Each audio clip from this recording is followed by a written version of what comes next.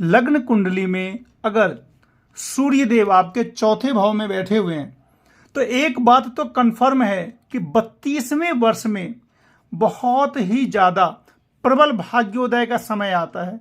अगर आपने लाइफ में स्टार्टिंग से अगर आपको भले ही कितना भी संघर्ष रहा हो, लेकिन 32वें वर्ष पार करते करते आपकी अभ्युन्नति हो जाएगी। चौथे भाव का जो सूर्य होता है वो जीवन में उतार चढ़ाव अधिक देता है।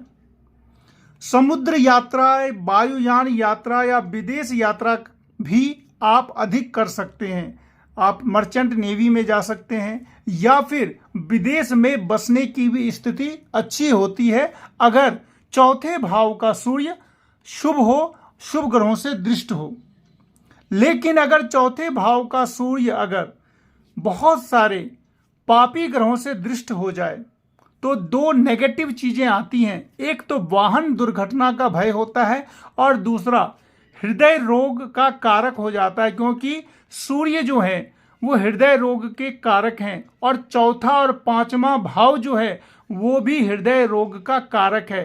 तो चूंकि चौथे भाव में सूर्य है तो चौथा भाव और सूर्य दोनों ही अगर पापी ग्रहों से दृष्ट हो गए तो हृदय रोग का कारण बनता है। और जब कभी भी आपकी प्रतिकूल दशा आएगी, जब कभी भी ऐसी महादशा, अंतरदशा, प्रत्यांतर में जब आपका नेगेटिव समय आएगा तो उस समय में, हमेशा के लिए नहीं, जब वो खराब समय आएगा उस समय में या तो छठे भाव की दशा या 12th हाउस की दशा ऐसी अगर आती है तो उस समय में आपको हृदय रोग हावी हो जाएगा, हॉस्पिटल के चक्कर लगाने पड़ सकते हैं। और कुंडली के अंदर अगर और भी ज्यादा स्वास्थ्य अरिष्ट योग होगा तो वो दशा ज्यादा प्रतिकूल भी हो सकती है। आप चौथे भाव का सूर्य अगर आपके साथ है तो एक बात और है कि आप अकारण आपके साथ कोई ना कोई विवाद भी कर सकता है और आपको मानसिक चिंता लगी रहेगी अगर वही सूर्य अगर राहु से भी दृष्ट हो। मित्रों, ये सारी चीजें तो मैंने बतला दी, लेकिन अगर हम ये देखें कि इसका वो बचाव क्या है, अगर चौथे भाव का सूर्य शुभ है तो आपके लिए बहुत ज़्यादा शुभ फलदायक होगा। लेकिन अगर किसी न किसी प्रकार से कोई नेगेटिव योग बन रहा है तो इसका पहला उपाय ये है कि आप सोना धारण करें, चाहे तो आप रिंग पहने या फिर आप चेन पहने, लेकिन आपको सोना धारण करना है। दूसरा जो उपाय मैं बतला रहा हूं वो भी बहुत ही आसान है। नेत्रहीनों को आप भोजन करवाएं।